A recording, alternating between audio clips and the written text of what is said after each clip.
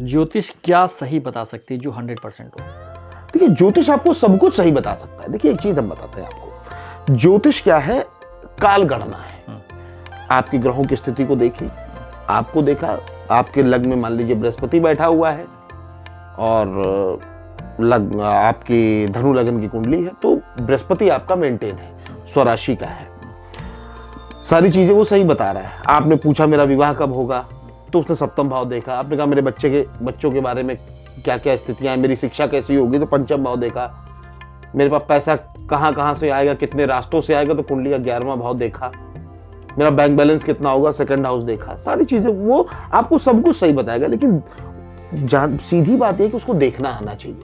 अब यही बात एआई में आ जाए, एआई को हमने जो जो इन्फॉर्मेशन दी, उसने जहां से इन्फॉर्मेशन उसको मिलती गई वो कलेक्ट करता गया, उस हिसाब से उसने आपको रेमेडीज दी। ये कलेक्टिव इन्फॉर्मेशन, ये कलेक्टिव इन्फॉर्मेशन है, ये प्रैक्टिकल इन्फॉर्मेशन नहीं है। हम लोग 2007 से ज्योतिष कर रहे हैं, मैं अपनी बात कर रहा हूँ। मैं 2007 से एस्ट्रोलॉजी कर रहा हूँ और लगभग 1.5-2 लाख कुंडलियों का अनुभव है।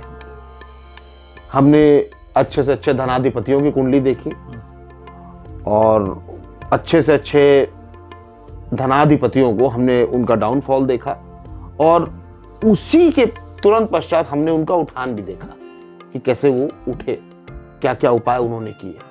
तो ज्योतिष आपको सब कुछ सही बताता है।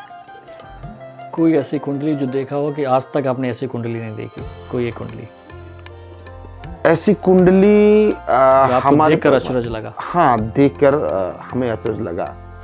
2016 के आसपास में हमने कुंडली देखी थी डी नागराजन की।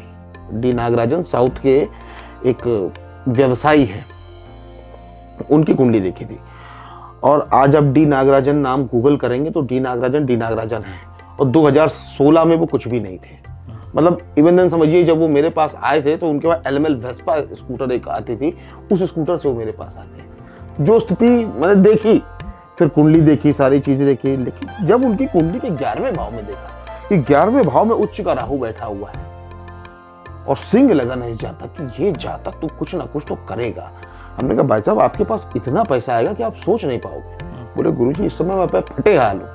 हमने कहा मैं इस बात को नहीं मान सकता, हम लोग इस बात पर, और आपकी जैसे ही आपको केतु की दशा मिलेगी, आप देखिएगा मजा आ जाएगा आपको। वो बात आई गई हो गई।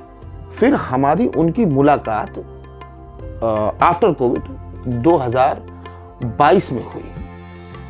2022 में हमारे पिताजी का देहांत हुआ और वो व्यक्ति प्राइवेट जेट से कानपुर आया।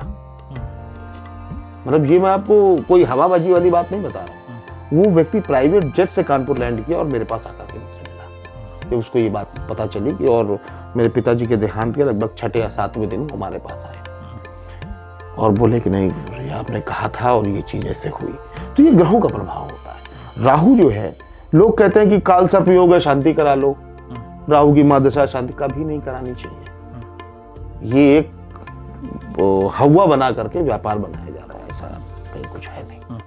आनंद टीवी से जुड़ने के लिए आप हमें व्हाट्सएप करें 9277395752 पर।